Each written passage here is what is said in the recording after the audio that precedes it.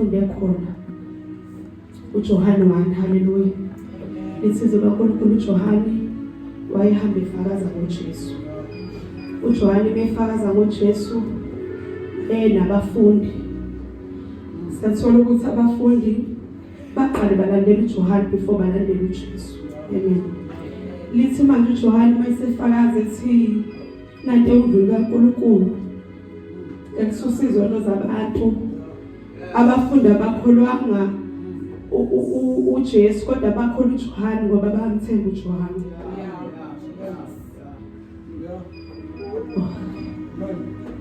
Yini uNkulunkulu into akuthemba ngayo? Ngesikhathi uJohane bhekana nanto undlu kaNkulunkulu esusa izono zabantu, ingqondo yabafundi yasuka kuJohane yabheka uJesu kodwa abamkholwanga uJesu yet. Abaqalanga bamkholwa ngaleso sikhathi. Kodwa bathemba into eshiwo uJohane ngoba uJohane siyamazi sihlala naye sihamba naye. Mayethi undlu kaNkulunkulu esusa izono zabantu kusho ukuthi uyindlu kaNkulunkulu. Kodwa bona abakamazi abakam experience njengoNkulunkulu. Basazi ukuthi ususa izono zabantu kuphela. Lisizwe kaNkulunkulu ke emva kwalokho abafundi sebekholwa. Lisizwe kaNkulunkulu uJesu kwathi sehamba bamlandela. uJesu seyababuza ukuthi ngifunani. Ngoba uJesu eyazi inhliziyo yomuntu. Ifunani? Bayaphendula bazalwane ngexolisa. Bayaphendula bathi uhlalaphi? Uthi uJesu uzani uzokhombisa la ngihlala khona. uJesu wasayibonile inhliziyo yabafundi ukuthi abafuna ukwazi yena, bafuna ukwazi ukuthi uhlalaphi.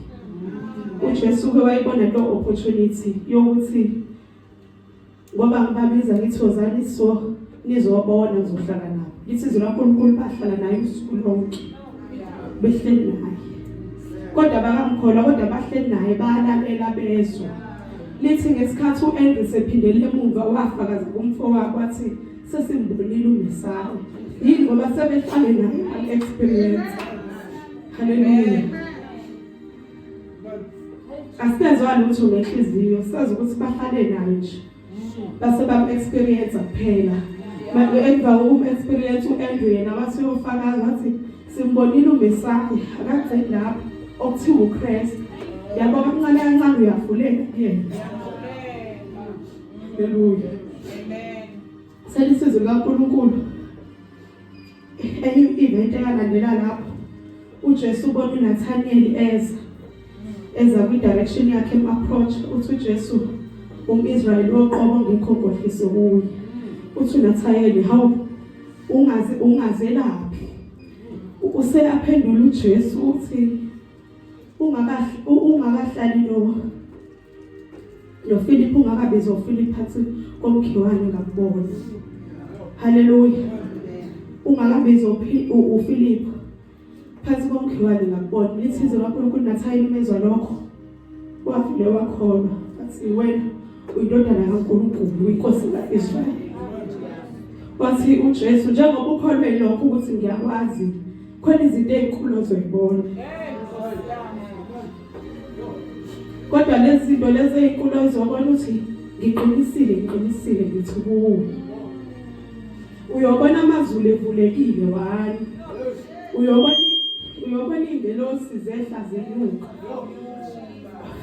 Uyobona zehla zenyuka phamphezulu kwendodana yomuntu. Haleluya mzwa.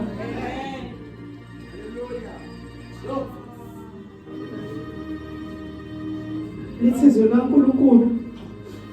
Njalo uJesu bethi ngiqinisile. Lokho kusokuyi strong affirmation. Siphele sure ukuthi leyo nto izokwenzeka. Haleluya.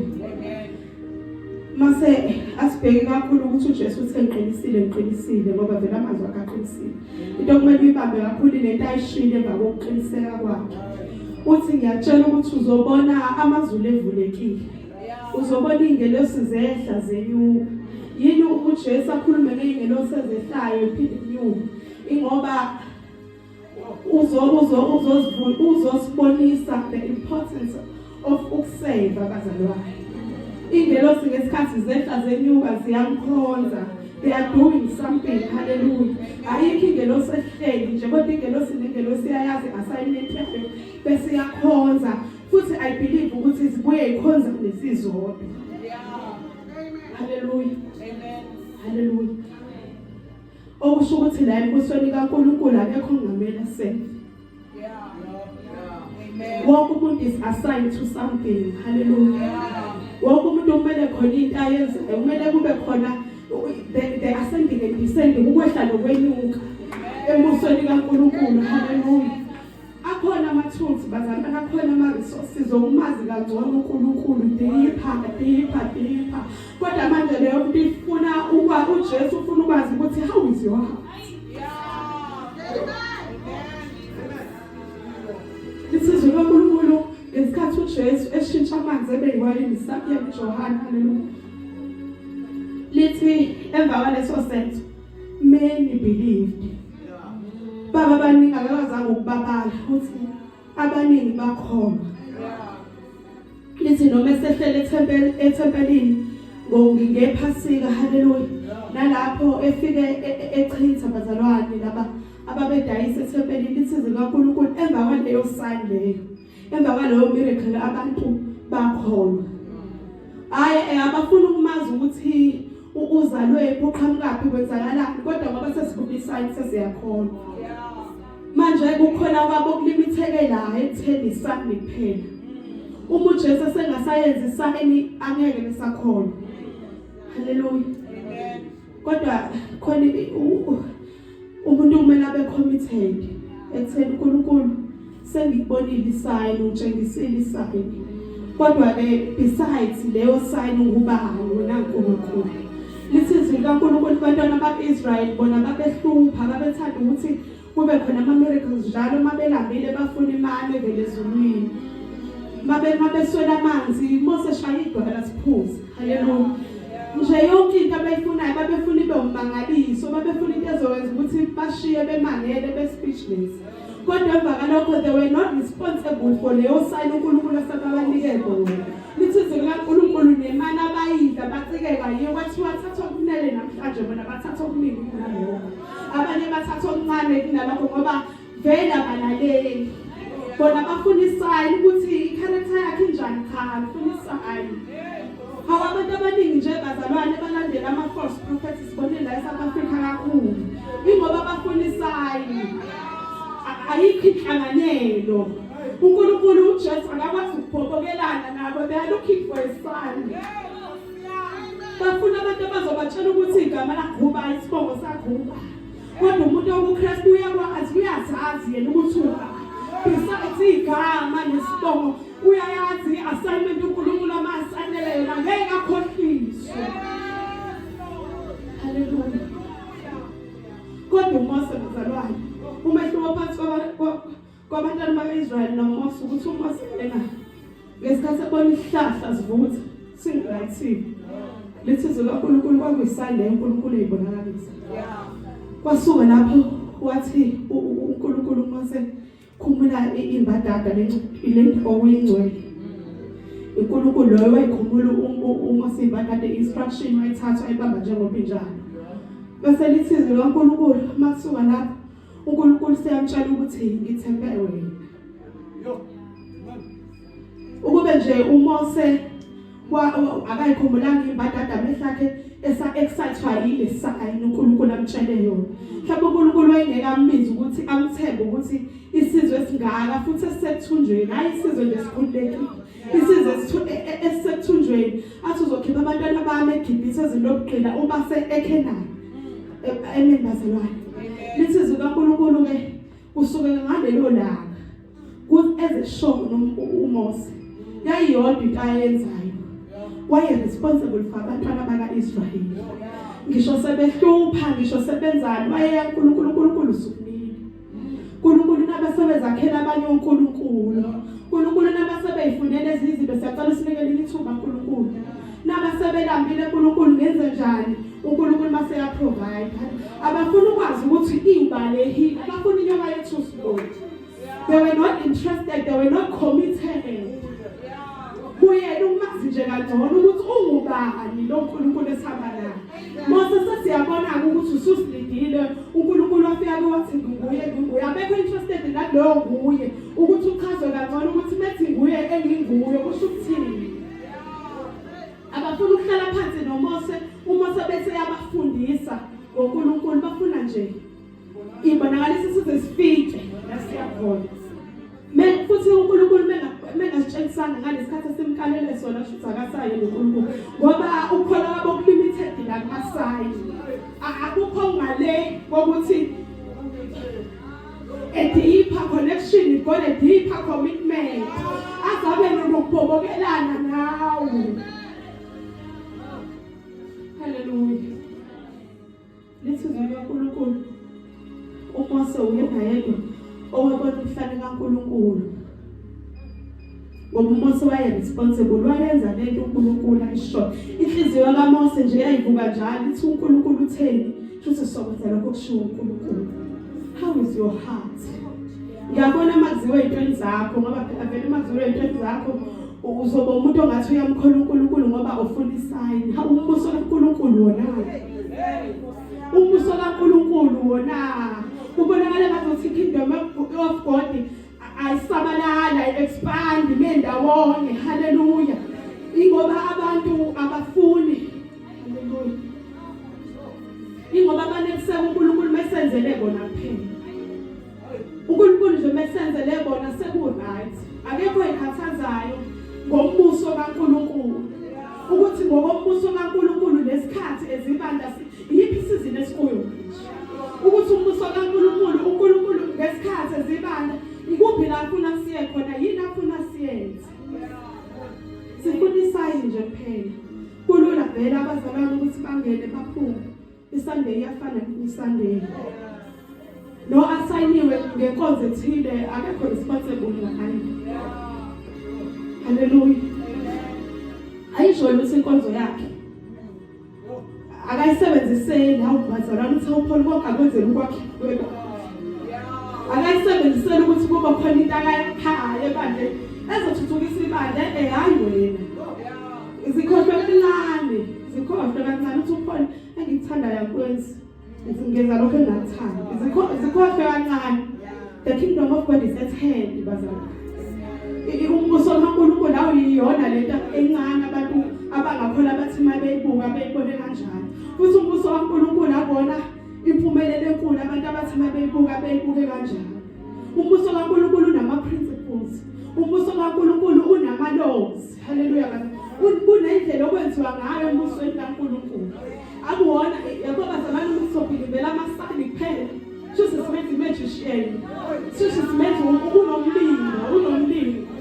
But imene kudla ekutheni usenzelile. Futhi nakhona ukusenzela kwakhe akube semseni wakhe uNkulunkulu.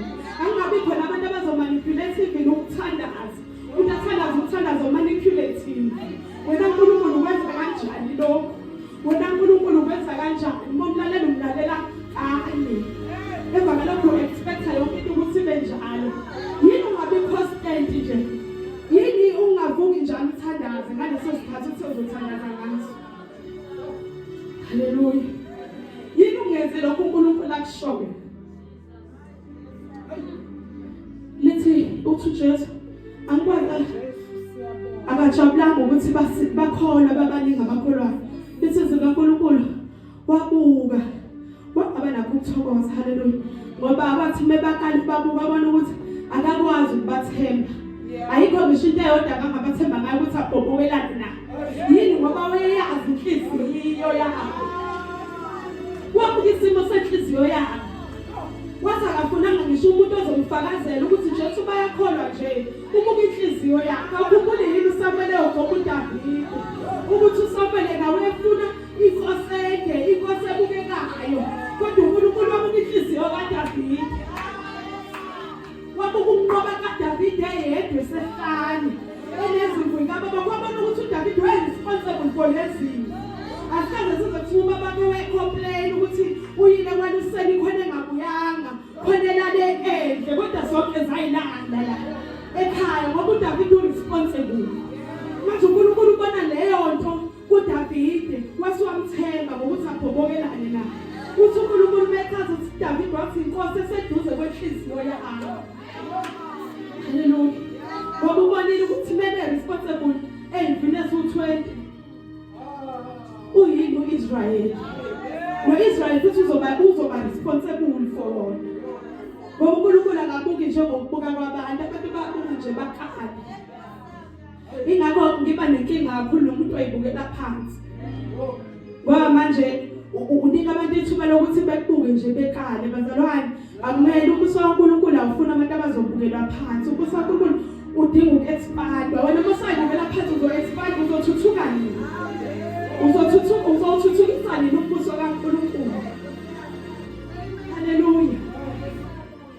Hayi mina ngiyayithulela mina yiveke. Angikwazi ukukhuluma kakhulu. Asikho isikole sokukhuluma bazalwane. Asikho isikole sokuma phambi kwebandla kanje ukukhuluma. Kodwa ngoba uya-understand ukuthi uNkulunkulu uyaku-assign, you listen to instruction. Asingawenza ubenzima umsebenzi kamfundisi noma ngumfundisi, just listen to instruction. Uma uNkulunkulu ekhuluma ngokuma kwenhliziyo yakho, ubheka into ey'ntathu. Ubheka intando yenhliziyo yakho. Ukuthi ifuna yiphi intando. Ifuna kwayo noma ifuna intando kaNkulunkulu njengoba injalo. Hawubheki ama-emotions akhe imzwelo. Ay bazalwane, we are so sensitive. We are so sensitive. Must advise us when ngathi control. You are too emotional. You are letting your emotions kube wona guidayo njengomsana wakho. Kodwa uNkulunkulu ufuna ushintsha ngisho imzwelo yenhliziyo yakho. You are sensitive ey'ntweni ey'funa wena wedwa, kodwa amakhono awuyihluphi ukuthi uwe kanjani. You're not sensitive in expanding the kingdom of God. Hallelujah. Ubheka intando emzwelo bese ubheka imicabango. Bese ubheka imicabango yenhliziyo yakho. Uthe uMose eseshonile, uNkulunkulu mekhuluma noJoshua uthi le ncwadi yomthetho mayingasuki emlonyeni wakhe. Wodinza ngayo imini nobusuku. Uthe uPaul bazalwane wathi konke okuqinisekileyo okuhloniphekileyo okuphusekayo noma kukhona okuhle okubongekayo, think about these things. Incaba ngakho hlezi negative make-expand ubuso kaNkulunkulu. Kodwa mase uyicabangela wena ucabanga into ezinhle zonke, kodwa when it comes to the kingdom of God, amakhotha akho kuthi kiwale athi wena afuna ukuya ngala. Udedela imicabango yakho, awucabangi ngale zinto uPaul ayishilo. Ucabanga ngale zinto uPaul ayishilo. uJoshua nje in order to qualify ukuthi abe inkosi kaIsrael, le ncwadi yomthetho ohleza ngayo. Eselithena kufunda nakwamukela ukuzwa bona kimi kwenze lokho khona uNkulunkulu uyakuba nawe. Masikwenza nje lokho, we inviting God. We inviting God basabani. Manje uNkulunkulu ufuna ukubhobokelana nawe. Khona izinto okufanele ngabe uyazazi manje. Mawubuka isikhathi esembiswe ngaso namanje, khona izinto engabe yakwazi ukuyihlukanisa ukuthi kaNkulunkulu abona uNkulunkulu. Futhi mawungaboni kahle ukhona yena uye yokhonsathi ukuthi inkosi ngisaphuza. Kodwa kuze kube manje uNkulunkulu akakwazanga ukusithemba ukuthi abhobokelane. Awukwazi ukubhobokela umuntu ongamthembi, angithi uzocabanga ukuthi hayi ngizoyizwa isikhulumo. Manje ufuna ukubhoboka, ufuna umuntu omthembayo. uNkulunkulu khona inhliziyo yakhe afuna ukukwazisa yona. Mhlawumbe nalento ekuhlupha kangaka, ostruggle ngayo kangaka, mhlawumbe i-character yakhe ayilungi. Lokisa umuntu, misa kahle inhliziyo yakho. Uzobhobokelana nawe ukuthi mase uwajeza kanje. Mhlawumbe uhlushwa umona, unomona kakhulu. Lungisa inhliziyo yakho, uNkulunkulu uzobhobokelana nawe ukuthi kudilwa kanjani nomuntu onomona endlini kaNkulunkulu. Hayi ukuthi udisqualifyile ngoba unomona awusafanele uyakholwa uNkulunkulu, wavuma ngomlomo wakholwa ngenhliziyo ukuthi uJesu inkosi noma uNkulunkulu omvusa kwabafile. Kodwa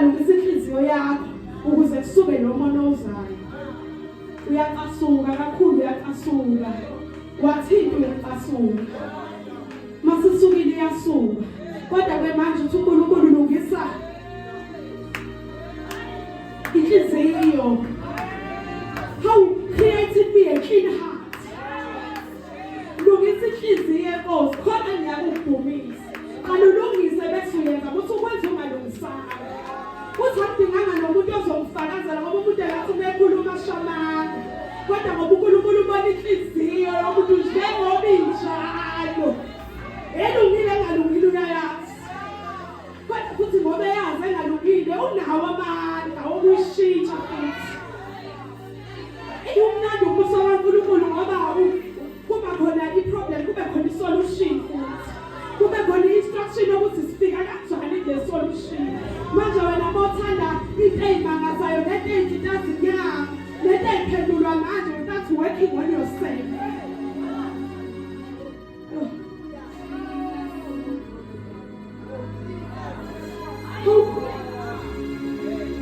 How inhliziyo masimini kuzoba lula ukusenza nje.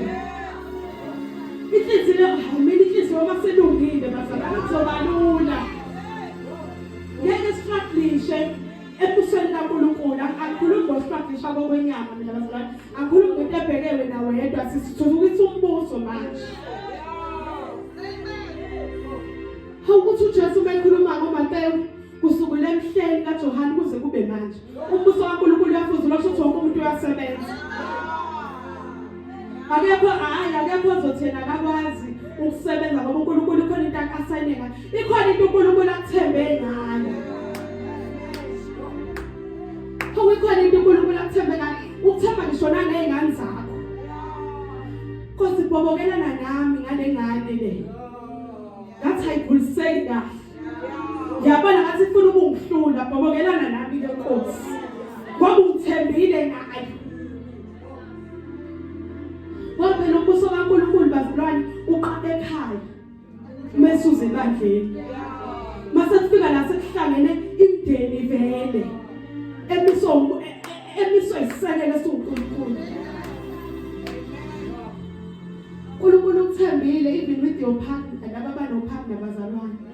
Ukuthi bobokelana nami. Bobokelana nami uNkulunkulu ukuthembile ngalomuntu. Hallelujah. Yini ngathi mina naye sibuye singaboni ngasolunye. Yini ngathi omunye udotha ubheka le udotha ubheka le there is God okwazi ukubobokelana nomuntu even kwi-marriage bazalwane. Akhuluma bobokelane nawe ukuthi wenziwa kanje. Kukhulunywa kanje. Yabo lo muntu oshade naye kanje ngoba i-character yabantu ayifani. Kanjalo nasebandleni if you can understand your partner fully nabantu basenkonzweni ngeke ube nzima ukuba-understand. Ngoba usuyakwazi uku-understand umuntu ukuthi unjani umuntu bazalwane. Ngokwazi uku-understand ekhaya. Ukuthi Nkosi ngisize ngisho nakubazali bami. Umama esethi wena yini ofuna ngiyifunde. Ungithembile nangaye uma ungakhona.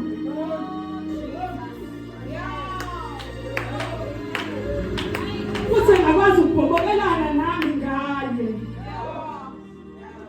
Hallelujah. Hallelujah bazalwane. Ubheka inhliziyo. Ubheka inhliziyo. Uthi Paul mebhalela ibandla laseSaloniya.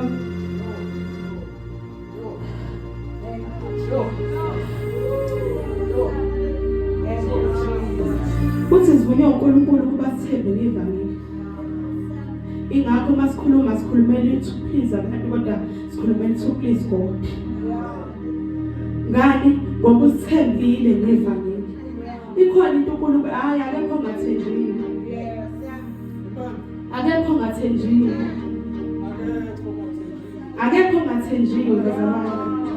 Omncane omdala ikhona uNkulunkulu into amthembe ngayo ukuthi wena you gonna be responsible for this.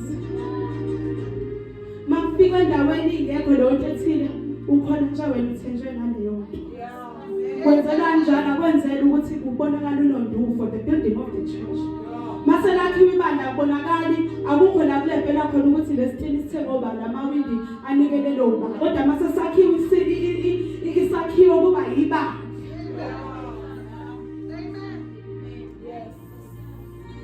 building of the church basiphatha. Ungenzeli wena ngoba mhlawumbe uma wenzela wena ungashodeka ibali. Thina mangasakutholanga Nkosi right. Kodwa umbuso kaNkulunkulu bazalwane, umbuso kaNkulunkulu udinga ukuexpandwa.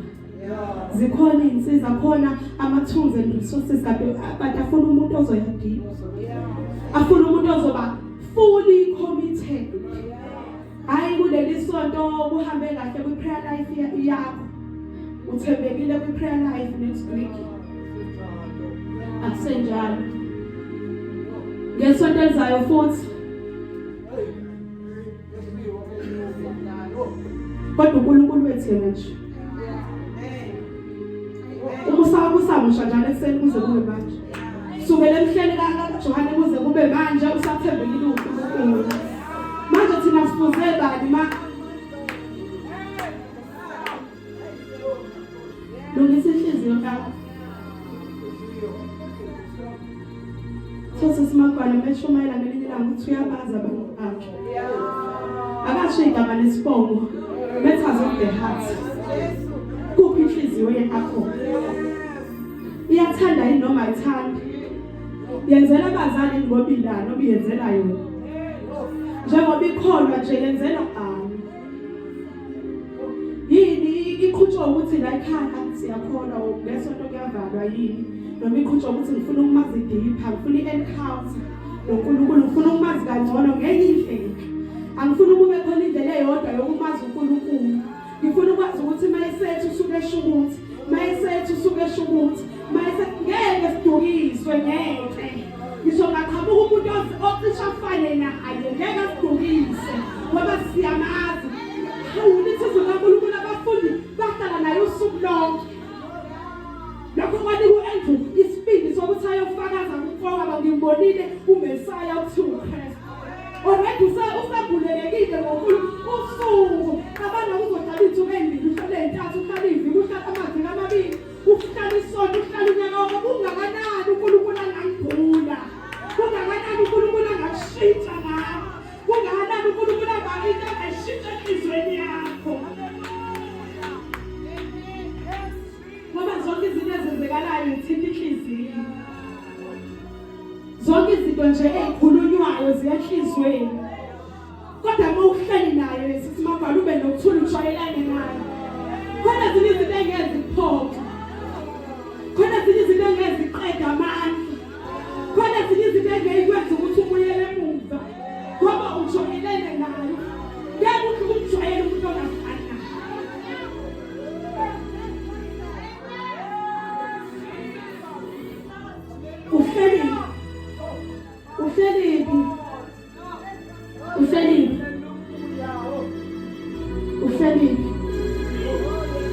Ufuna bazohlala na deep commitment. Akubona abantu abathile. Akubona abantu abakhethiwe. So sithenjiwe ngevangeli. uNkulunkulu usivumile. Sonke wathi nje wakhona ukuthi uJesu inkosi usuyaqala umsebenzi sekuyafuzulwa ngaleso sikhathi. Futhi mawuthenjiwe awubuko kwamakhelwane ukuthi yena uthenjwe ngayo. Ubuka lokho oqondene nawe ngoba uma ubuka kwamakhelwane ungaze ushide. Ubone ngazi ukuthi uthenjwe akekho uthenjwe ngcono. Sonke sithenjwe ngendlela efanayo ukuthi sifuna siye ejuleni. Ukuthi sifuna sibe ne-encounter noNkulunkulu. Sibe experience thina. Uma nje kuthiwa uyi-provider, ubone ngempela ukuthi hayi uyi-provider. Uma kuthiwa uyi-healer, ubone ngempela ukuthi uyi-healer ngoba uhleli naye. Uhleli naye nje. Awunayo indawo ohlala ngaphandle kokuhlala uNkulunkulu akufundise ngombuso uNkulunkulu bazi bazalwane. There is so much. Kuningi uNkulunkulu afuna sikwazi ngaye. Kuningi uNkulunkulu afuna ukuzivulela khona ngaye.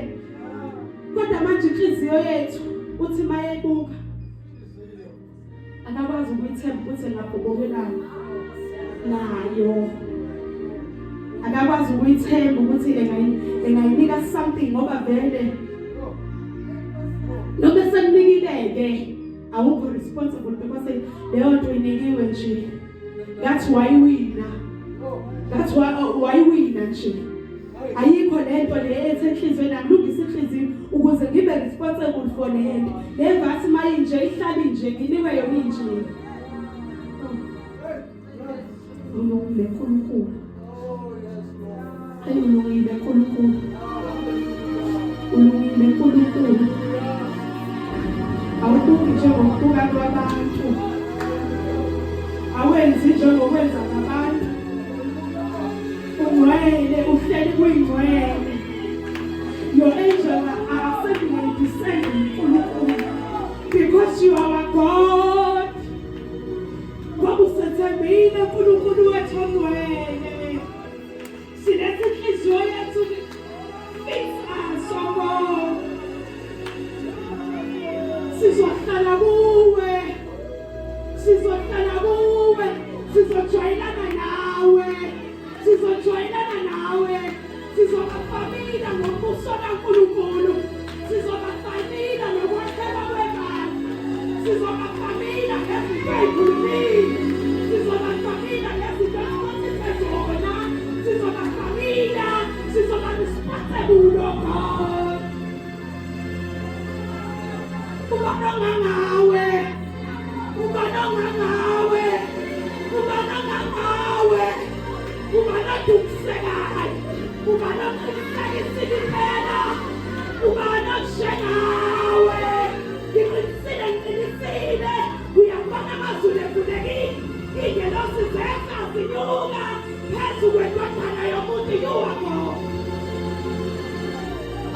uNkulunkulu sukela phumeni kwelanga maseliyashona uNkulunkulu futhi. We thank you. We thank you. Hallelujah. Hallelujah. Wasala ulizwi lwemphezulu. Hallelujah. Kuni udlu likaNkulunkulu athusitho laphakathi.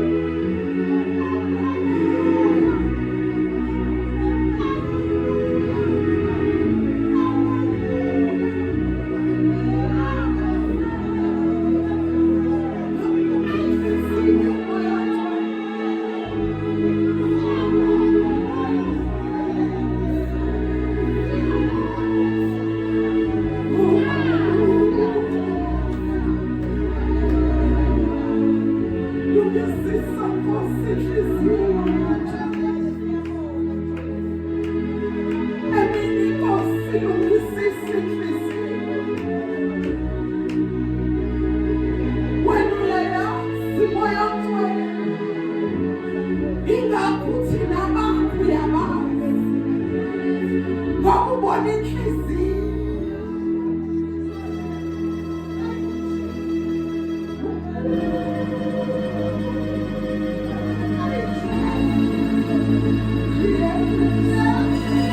Yeah.